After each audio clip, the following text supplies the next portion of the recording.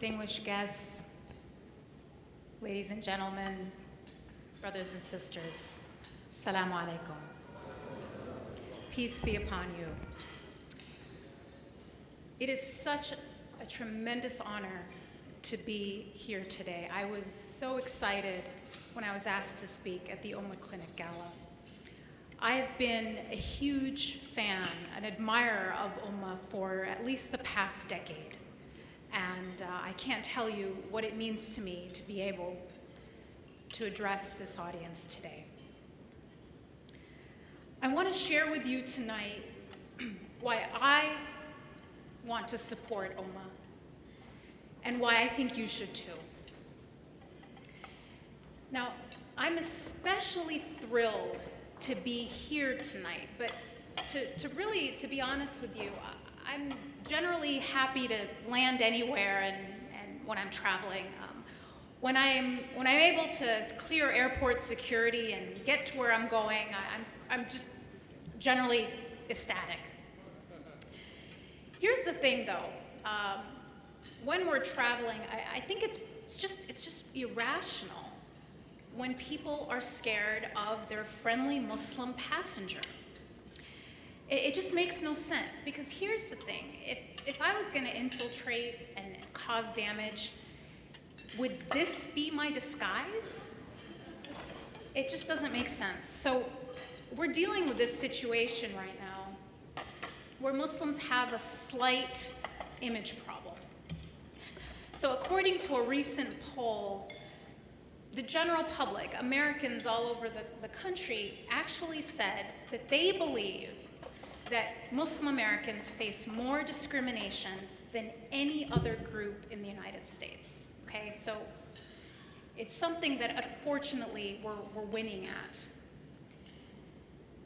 But on a more serious note, I think yesterday's tragic shooting at the airport was yet another reminder of how many challenges our country is still facing. I landed in LA just a few hours after the shooting. And as the news was emerging, we were on the plane and they were telling us what had just happened, I was really struck by the reaction of the other passengers. What was really shocking to me was how not shocked everyone was. It was like we were told the airport was closed because there was a storm or maybe a small earthquake. These terrible acts of violence have just become a normal part of our society. We're not even surprised anymore. And so the question we all have to ask ourselves is, what kind of an America do we want to leave our children? What really strikes me is that this problem of mass violence that we keep hearing about over and over, it's dealt with in terms of symptoms. No one is talking about the root cause. We're not even connecting these things as coming from the same ailment, really an ailment of spirit. Do we want to leave our kids a country that constantly grows closer to its ideals, or one that shrinks from its fears? Do we want to leave a nation that aspires to fulfill its promise to the world, or one that settles for the false claims of those who wish to divide us? I think we all have a role to play in healing our country. Now, you've heard that we need to reduce our carbon footprint, right? So we've been told that we need to carpool, use public transportation when we can, reduce, reuse, maybe even use an electric car. Well, today I want to talk about not just reducing our carbon footprint, but expanding our compassion footprint. Now, what does this mean? I think the path forward is perfectly encapsulated in this verse in the Quran. بسم الله الرحمن الرحيم وما أرسلناك إلا رحمة للعالمين. It means we have not sent you except as a rahmah to all the worlds. Now this is God addressing the Prophet Muhammad, peace and blessings be upon him. Now I want us to just reflect on this concept for a minute, reflect on what this verse is saying. God could have called the prophet, referred to him as a guide, a teacher, a sage, or even an example to all the worlds. But he chose to call him a rahmah, a word that means mercy, compassion, limitless love, and unconditional generosity. It comes, as many of you know, it comes from the same root as the word rahim, which is the Arabic word for womb, the mother's womb. If you really think about it, a mother's womb is the ultimate example of unconditional love. Unconditional giving without waiting to receive, nurturing, protecting selflessly. So this is how our prophet was described by God, as a rahmah, a mercy, a source of compassion, a source of unending generosity to all the worlds, not just to Muslims, not just to believers, not even just to human beings, but to everything, a source of compassion for everything in existence. Now, if he, as Muslims, if he is truly our example, it follows that rahmah must also be our defining quality, just as it was his.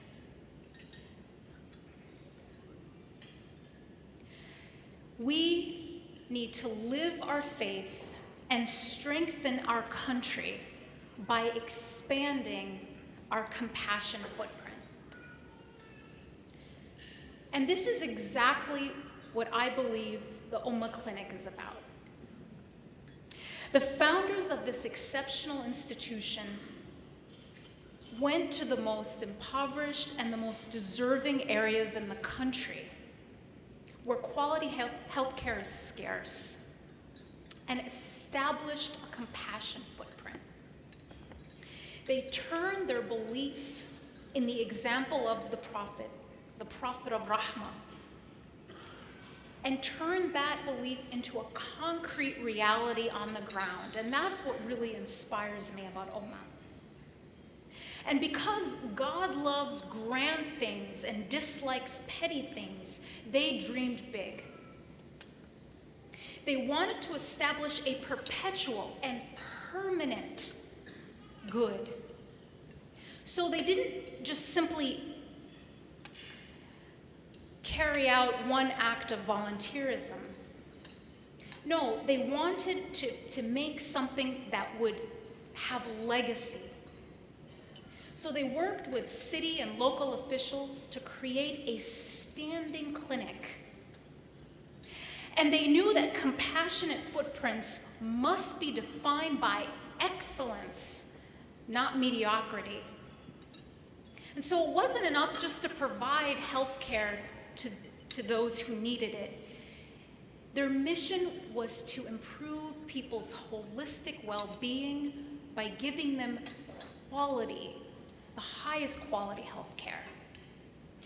That inspires me. That is something that throughout the country, people look at UMMA with such pride, because it isn't just meeting a need, it is meeting a need with such excellence. And this footprint of compassion grew with time. More patients, more services, until it became a federally qualified health center. And while many of us have looked on with tremendous pride at UMMA Community Clinic, and as it grew, overcoming enormous challenges. Its impact has reached far beyond the boundaries of South LA. UMMA has inspired people around the country to serve. I don't know if you guys are aware of this, but I personally learned this firsthand when I was serving on the President's Advisory Council on faith-based and neighborhood partnerships. One of the first things President Barack Obama did as leader of this country was to call the nation to service. He established the United We Serve summer campaign, his very first year, which would culminate on September 11th, which he had then designated as a day of service and remembrance. So for the first time since the horrific events of 9/11, this day would be a day to unite as a nation. As a member of the Advisory Council, I, along with all the other members, were encouraged to mobilize our communities to answer the call to service. So with a group of unbelievable volunteers, we created the Muslim American Answer the Call campaign, or MAC. This effort was our community's response to the President's call to service. But it was also a response to the call of the needy, those who needed help. And most importantly, this was an answer to God's call to serve Him by serving others. So our team of volunteers went to Muslim American organizations, including many in this area, who enthusiastically called their own members and networks to respond to the call to service. I have seriously never seen such an outpour of response. People's support, whether they were poor or rich, whatever ethnic background, whatever ideological background, the Muslim American community, its organizations, and its leaders called their people to step up and serve their country. We saw people organize trash cleanups, food drives, and educational campaigns. Muslim Americans fed the hungry, clothed the needy, and built homes for the homeless. We saw people, Muslim accountants, offering free classes on financial literacy, while charities donated books to underfunded schools on Native American reservations. And these are just some examples. As our team collected and documented thousands of service projects from New York to California, we discovered dozens of Islam-inspired free medical clinics across the country, ones that we were not aware of. They were providing health care to the uninsured. Now, none were as well established as UMMA, none as large as UMMA, but all inspired by UMMA's example.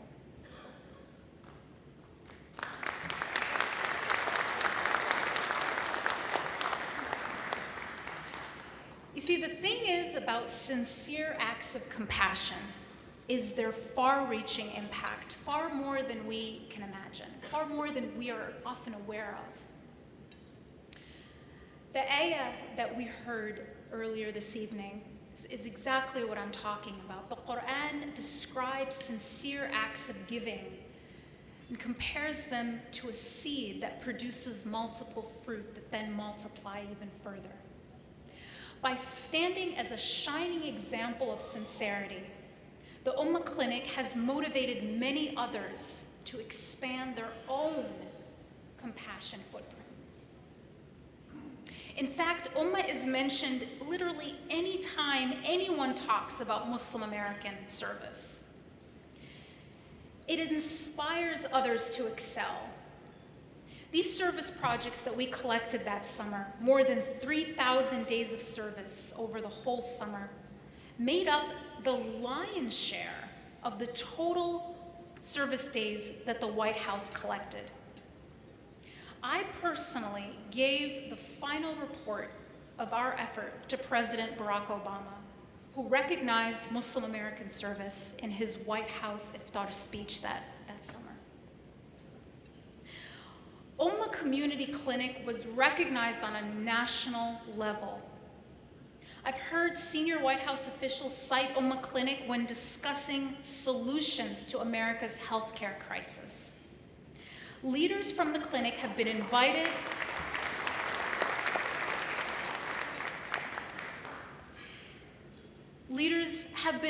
to roundtable advisory discussions at the White House on the healthcare crisis, along with other leaders from the medical field from around the country. Now, they're a part of these discussions not because this is a Muslim issue, but because this is an American challenge that UMMA is helping to overcome. UMMA Community Clinic is helping to build a stronger America. This is what it means to expand a compassion footprint. Now, while this national recognition is always wonderful to hear, I think the most meaningful praise is what I've seen from the clinic's own patients. I'm just going to read you some of the things that I found patients saying about their experience at UMMA. One patient said this: "I have to say that of all the different hospitals and clinics and medical offices that I have gone to, the UMMA Community Clinic was by far the best experience. The staff is friendly, accommodating, professional, and informative. I had every question answered by the doctor, the staff was good about following up, and as soon as I sat in the examination room, I was seen within 3 minutes. The staff was efficient and considerate. They knocked on the door to make sure I was ready and asked if I needed anything before I saw the doctor. They were thorough. They welcomed all cultures. They really have a good understanding of the concept of community. They truly walk the talk," another patient, they said, "they truly walk the talk of being community-based and pride themselves in quality care." Another said, "UMMA has some of the best people in the world working here."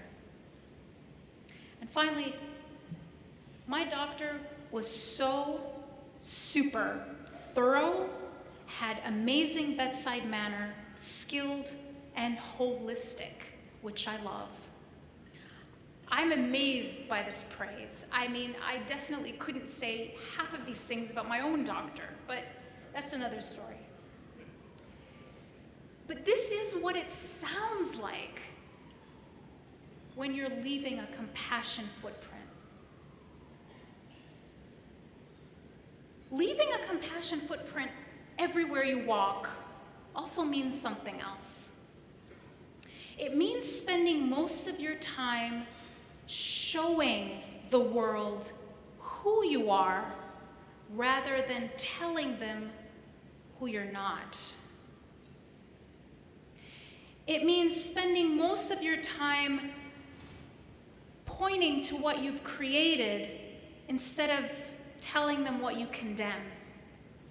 It's about showing the world what you're for rather than just telling them what you're against. Now, I don't know about you, but on a personal note,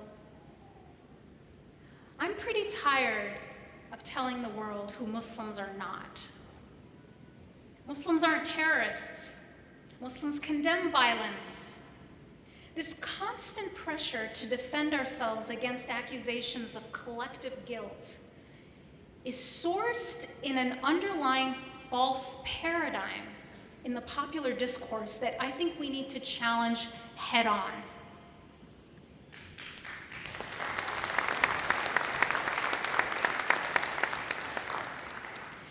This narrative kind of goes something like this.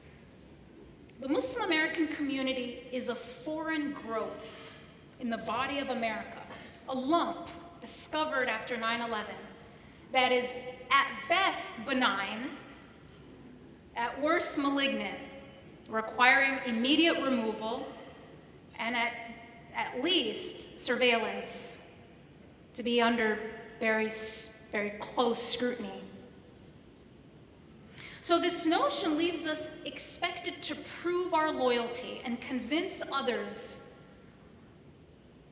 that we're against violence, our rejection of terrorism, rather than simply be allotted the same assumption of innocence as anyone else. Does any community in America feel the need to condemn the horrific shootings of yesterday? I don't think so. Nor should they.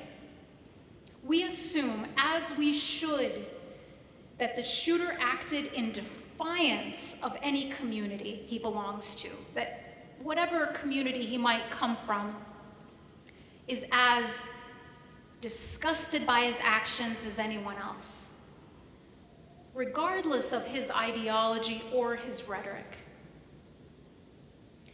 The problem, though, is with this underlying paradigm. Muslim Americans are not just harmless, and Islam is not just peaceful. Muslim Americans make America stronger, and Islam is a religion of progress, not just peace.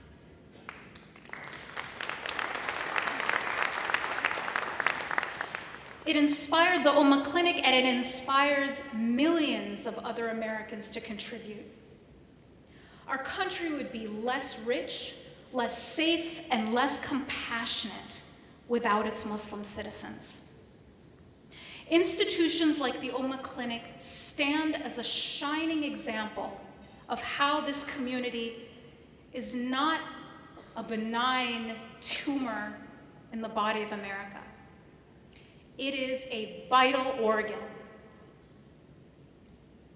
So let's live our faith and heal our country. Let's leave our own legacy of love. This is our community clinic, and by supporting UMMA's growth, we are expanding our own compassion footprint. Thank you.